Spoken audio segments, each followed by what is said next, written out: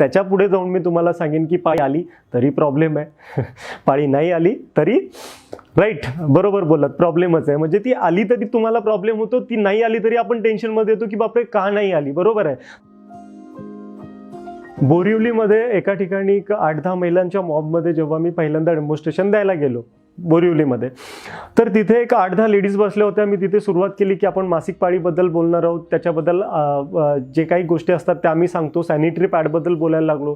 तर मार्केटमधला sanitary pad जेव्हा तुम्ही वापरायला घेता, तर आज तुम्ही तुमच्या घरातला सॅनिटरी पॅड जर काढून पाहिलात तर कुठल्याही प्रकारे तो लॉक नसतो, तर तो ओपन पॅड असतो. तर त्या ओपन पॅडमध्ये जर चुकून मुंगी गेली असेल किंवा काही गेली असेल किंवा वारा जरी गेला तरी त्याच्यावरती इन्फेक्शन जाऊ शकतो. आणि असं इन्फेक्टेड पॅड जर आपण लावला आपल्या खूप अतिशय संवेदनशील जागेवरती आपण तो यूज करतो, आणि जर तिथे तो वापरला आणि जर त्याच्यामध्ये काही इन्फेक्शन असेल तर ते आपल्या शरीरामध्ये जाऊन आपल्याला किती मोठ्या प्रमाणात धोका होण्याचे चान्सेस असतात, राईट. हे जेव्हा मी त्या 8-10 महिलांच्या समोर सांगितलं ना, तेव्हा अचानक एक लेडीज रडायला लागली.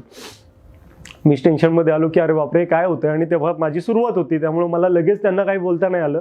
म्हणाला मावशी जरा तुम्ही थोडा वेळ बाहेर बसा, मी थोड्या वेळाने तुमच्यासोबत काय करतो चर्चा करतो, राईट.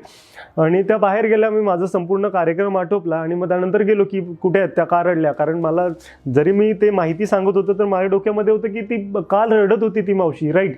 तर मग मी बाहेर गेलो तर त्या नव्हत्या तिथे. मग आजूबाजूच्यांना विचारलं कोण होत्या, आता मला त्यांना भेटायचं आहे.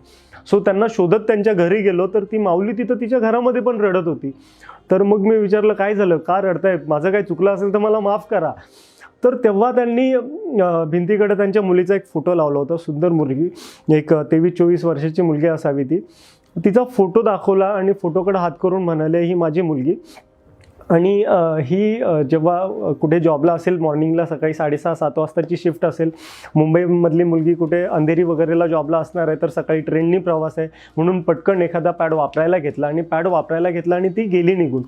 आणि ती जेव्हा तिच्या ऑफिसला पोचली आणि ऑफिसमध्ये जेव्हा ती तिथे साइन इन करणार किंवा ऑफिसमध्ये जाणार, तर ऑफिसच्या दरवाजात चक्कर येऊन पडली. उचलून हॉस्पिटलला नेईपर्यंत तिला खूप मोठ्या प्रमाणात ब्लिडिंग वगैरे होत होतं. तर लोकांना कळालं की काहीतरी मासिक पाळीचा प्रॉब्लेम असणार आहे. सो लेडीज डॉक्टर पाहिजे. लेडीज डॉक्टर आली. लेडीज डॉक्टरने तिचे पूर्ण ट्रीटमेंट केली किंवा सगळ्या गोष्टी चेक झाल्या, पण कुठल्याही प्रकारे कळत नव्हतं की काय प्रॉब्लेम झाला आहे तिचा. आणि पुढच्या 14 दिवसानंतर ती अक्षरशः एक्सपायर झाली. आता ती मुलगी एक्सपायर झाल्यानंतर जेव्हा तिचा पोस्टमॉर्टम रिपोर्ट आला, तेव्हा पोस्टमॉर्टम रिपोर्टमध्ये कळालं की तिच्या व्हाजायनल पार्टमध्ये एक छोटंसं पालीचं पिल्लू होतं. आता तुम्हाला कळेल की बापरे पालीचं पिल्लू तिथे कसं गेलं असेल. तर तिने जो पॅड वापरला होता त्या पॅडमध्ये ऑलरेडी एक पालीचं छोटंसं पिल्लू होतं. म्हणजे आपण काय करतो की ह्या महिन्यामध्ये जे नॅपकिन आणलेले आहेत वापरायला, समजा आता पुढच्या महिन्यामध्ये जोपर्यंत लागत नाही तोपर्यंत कुठेतरी गुंडाळून ठेवलेले असतात, तर ती कुठेतरी ठेवलं असेल माळ्यावरती किंवा कुठेतरी. सो तिने तो पॅड वापरायला घेतला असेल आणि त्या पॅडमध्ये पालीचं पिल्लू होतं आणि तिने ते तसंच यूज करायला घेतलं. आणि मग तिच्या वजानल पार्टमधून जाऊन त्यांनी तिथे तिला आतून बाईट वगैरे केला आणि पूर्ण बॉडीमध्ये इन्फेक्शन होऊन त्या मुलीचा मृत्यू झाला. आणि खूप दुर्दैवी होतं. जर त्या मुलीला तेव्हाच जर कोणीतरी सांगितलं असेल की बाबा जर तू हे पॅड वापरते, तू व्यवस्थित वापर, याच्याने तुझी पर्सनल हायजीन मेंटेन होणार आहे, याच्यामुळे तुझा जीवसुद्धा जाऊ शकतो, हे जर तिला किंवा तिच्या आईला माहिती असतं तर आज मुलगी तिची सोबत असते. आणि त्यांनी अक्षरशः मला खूप धन्यवाद दिले की दादा तू जे काय करतोयस, तू हे जे काय सांगतोयस हे खूप महत्त्वाची गोष्ट आहे.